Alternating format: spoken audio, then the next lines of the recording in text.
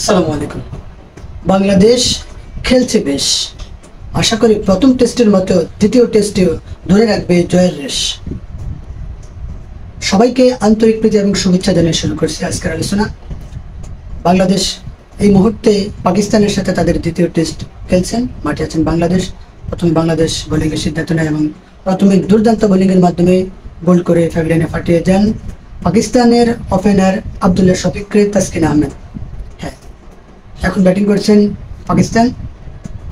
এর মাঝে বাংলাদেশের ক্রিকেটার বিশ্বসেরা অলরাউন্ডার বাংলাদেশের পোস্টার বয় সাকিব আল হাসানের নামে মামলা হয়েছে। সাকিব গ্রেপ্তার হবেন, এরকমই গুঞ্জমাঙ্গা আলোচনা পাড়া মহল্লা চলছে। বিষয় হচ্ছে সাকিব আল হাসান এমপি হয়েছে মাগুরা থেকে, মামলা হয়েছে তার নামে আদাবর থানায় এবং তিনি তখন ছিলেন কানাডায়। বিষয়টা কেমন হলো? যে একটু বাড়াবাড়ি হয়ে গেল না? হ্যাঁ, আমরা যে বৈষম্যের জন্য বৈষম্য বিরোধী আন্দোলন করে বাংলাদেশটাকে একটা জায়গায় এনেছি, সেখানে আসলে বৈষম্যটা করা যাবে না, বৈষম্যটা করা ঠিক হবে না।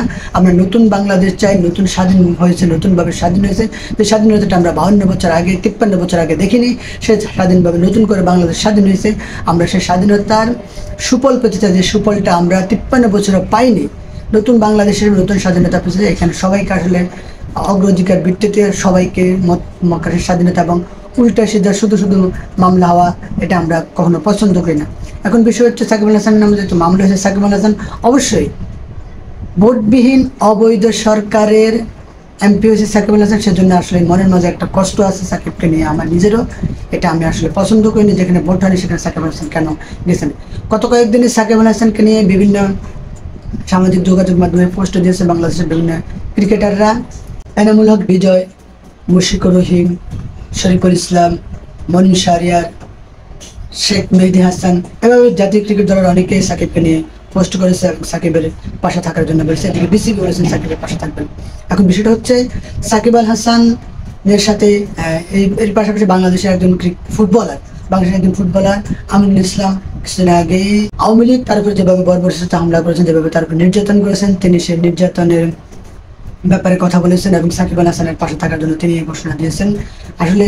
আর এদিকে আমরা চাই না যে কোনো ক্রিকেটার কোনো কারোর উপরে, কোনো ফুটবলারের উপরে এভাবে নির্যাতন হোক, এভাবে অবিচার হোক, সেটা আমরা কখনো চাই না। এদিকে আইন উপদেষ্টা আসিফ নজরুল বলেছেন সাকিব আল হাসান তো বাংলাদেশের জন্য কিছু বই আনেনি এবং এনামূলক বাংলাদেশের জন্য ফুটবল বিজয়ী হয়েছেন, সেরকম কথা তিনি বলেছেন। সেটা আসলে ওনার বলা ঠিক আছে, কিন্তু কতটুকু যুক্তিযুক্ত সেটাই বলতে হবে।